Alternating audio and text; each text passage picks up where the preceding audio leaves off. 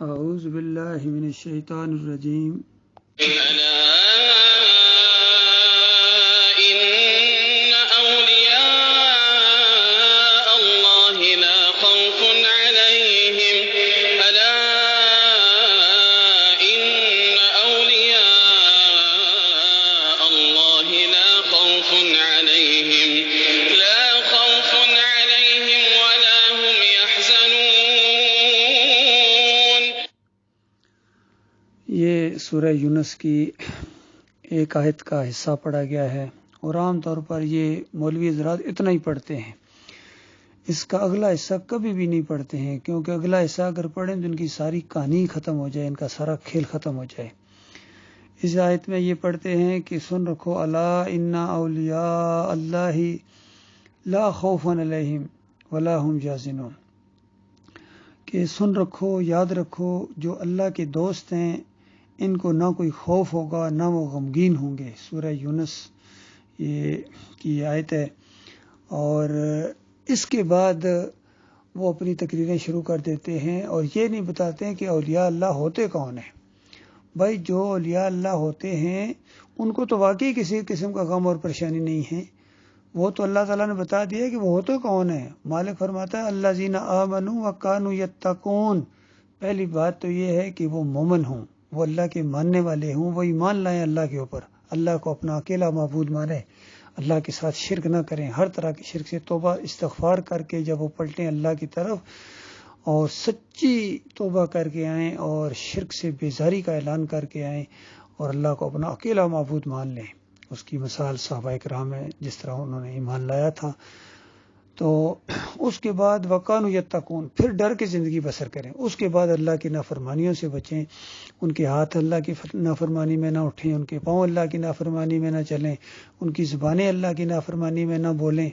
ان کے کان اللہ کی نافرمانی کی باتوں کو نہ سنیں، ان کی آنکھیں اللہ کی نافرمانی سے بچیں، پورا جسم یعنی اللہ کی نافرمانی سے بچے، قدم قدم کے اوپر ایسے چوکنے رہیں۔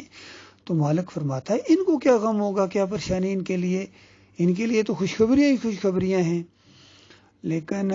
یہ جو قوم مشرک بن گئی ہے اور انہوں نے اب اپنے انبیاء کو بھی پوجنا شروع کر دیا ہے، اولیاء کو بھی پوجنا شروع کر دیا ہے، اور نقلی بزرگوں کو بھی انہوں نے الوہیت کے منصب پر بٹھا دیا ہے۔ تو اس طرح یہ آدھی آیت پڑھنے کے بعد پھر یہ شروع کر دیتے ہیں، ایسا لگتا ہے کہ یہ آیت تو اتری عبد القادر جیلانی کے خدائی کے واقعات کو ثابت کرنے کے لیے۔ اس کے بعد 12 سال کی کشتی زندہ کر دی عبد القادر جیلانی، اس کے بعد علی رضی اللہ عنہ مشکل کشا ہیں، اس کے بعد علی اجویری کی قبر کے اوپر جاؤ تو جو مرضی ذہن میں رکھو، حلوے کی پلیٹ ذہن میں رکھو تو حلوہ دوڑتا ہوا آئے گا۔ خادم حسین رضوی کہتے ہیں کہ جو چیز ذہن میں رکھ کے سیڑھیاں چڑھو، بریانی رکھو بریانی آئے گی، اور جو چیز بھی کھیر رکھو دماغ کے اندر، کھیر دوڑ کے آئے گی، کوئی نہ کوئی لے کے آئے گا۔ اس طرح انہوں نے ان کے دماغوں کے اندر یہ جو چیز بیٹھ گئی ہے۔ پہلی بات تو یہ ہے کہ یہ جن کے بارے میں تم کہہ رہے ہو کشف المحجوب والے، یہ تو ان کی تو مسلمانی ثابت نہیں ہے، اولیاء اللہ تو بڑی دور کی بات ہے۔ یہ تو ان کی کتابوں کے اندر شرک ہے، عبد القادر جیلانی کی کتابوں کے اندر شرک ہے، محی الدین چشتی کی کتابوں کے اندر شرک ہے، مجدد الافسانی کی کتابوں کے اندر شرک ہے، شاہ ولی اللہ کی کتابیں شرک سے بھری ہیں، تبلیغی نصاب شرک سے بھرا ہے،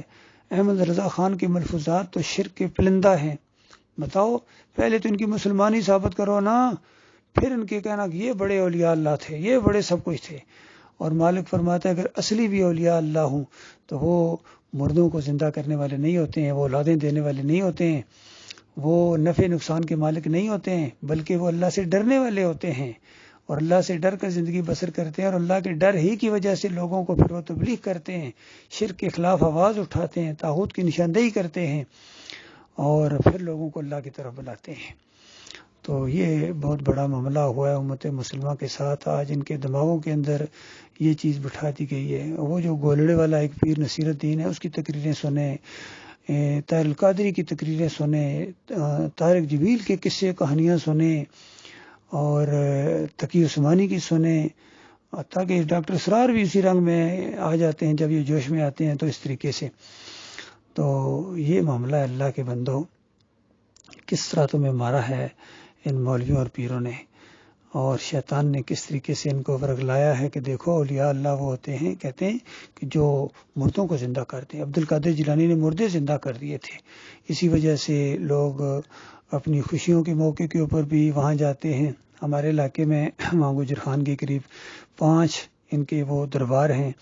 سب سے بڑا ان کا بابا صاحب سبحان ہے، پھر نکروڑے والی سرکار ہے، پھر کلیاں والی سرکار ہے، پھر چڑھ دوالی ہے، پھر چڑھا والی سرکار ہے۔ اس طریقے سے اندازہ لگے ان کے نام دیکھو ذرا، تو ان کے اوپر مساجد بنائی ہے انہوں نے، یقین کریں ان مزاروں کے اوپر انہوں نے مسجدیں بنائی ہوئی ہیں، روزانہ جا کے دیے جلاتے ہیں، بکرے چڑھاتے ہیں، مرغیاں چڑھاتے ہیں وہاں جا کے۔ جب کبھی شادی ہوتی ہے تو اپنے اس مہاراج دلہا جس کو کہتے ہیں اس کو وہاں لے کے جاتے ہیں گھوڑے پر بٹھا کے، ایک خاص موقع کے اوپر خاص فاصلے پر جا کے ڈھول ڈھماکہ بند کر دیتے ہیں یا ادھر کر رکھتے ہیں، اور دلہا جو ہوتا ہے وہ اکیلا بابا صاحب سبحان جا کے وہاں کوئی نہ کوئی پیسے چڑھاتے ہیں اور منتیں مانگتے ہیں کہ خیریت سے اگر شادی ہوگی تو پھر تمہارے اور نظر و نیاز کریں گے، اس طرح اس کو رشوت بھی دیتے ہیں۔ تو یہ سارا معاملہ کھیل اور تماشا کیا جا رہا ہے، اور جب منع کیا جائے تو اس کے بعد کہتے ہیں آپ اولیاء اللہ کو نہیں مانتے، اولیاء اللہ ہوتے ہیں تو اولیاء اللہ یہ ہوتے ہیں کہ ان کی بندگی کی جائے، ان کو اللہ کے ساتھ شرک کیا جائے۔ نہ نہ نہ نہ نہ میرے بھائیو، یہ نہیں ہے۔ سچے جو اولیاء ہوتے ہیں وہ اللہ سے ڈرنے والے ہوتے ہیں۔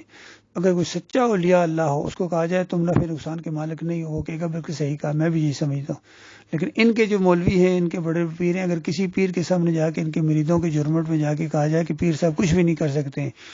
اور عبد القادر جیلانی کے بس میں کچھ بھی نہیں ہے، جولیاں بھرنا نبی علیہ السلام کا کام نہیں ہے، مشکل کشائی اللہ کی صفت ہے، علی رزق کی صفت نہیں ہے، تو اٹھ کے مارنا شروع کر دیں گے۔ ایسا ان کا حال ہے، ایسی ان کی مت ماری گئی ہے۔ تو اللہ تعالیٰ غور و فکر کرنے کی توفیق عطا فرمائے، اللہ تعالیٰ ایمان کے تقاضے سمجھنے کی توفیق عطا فرمائے۔ شرک سے سچی توبہ کرو میرے پیارے بھائیو، یہ شرک تمہیں جہنم کی آگ کے اندر لے جائے گا ہمیشہ ہمیشہ کے لیے۔ تعویذ گنڈے کے شرک سے، واسطے وسیلے کے شرک سے، ان کی داتائی مشکل کشائی حاجت روائی کے شرک سے، پھر یہ جمہوریت کا شرکیہ نظام، یہ سارے کفر و شرک کے جتنے نظام ہیں ان کے اوپر تھوک دو۔